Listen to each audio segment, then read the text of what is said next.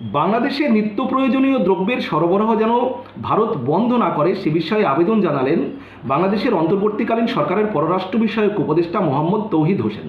গত বুধবার 14 আগস্ট পররাষ্ট্র মন্ত্রণালয়ে উপদেষ্টার সঙ্গে ঢাকায় নিযুক্ত ভারতীয় হাইকমিশনার প্রণয় ভার্মা সৌজন্য সাক্ষাৎ করতে যান। সেখানে অনেক বিষয় নিয়ে আলোচনা হয়, তাদের মধ্যে কিন্তু গুরুত্বপূর্ণ আলোচনা হয়ে ওঠে যে ভারতের যে সমস্ত দ্রব্য বাংলাদেশে পাঠায় সেগুলো যেন ভারত পাঠানো বন্ধ না করে। অর্থাৎ ভারতের চাল, ডাল, চিনি, নুন, পেঁয়াজ, রসুন ভারত যেন তাদেরকে সরবরাহ করে বাংলাদেশে।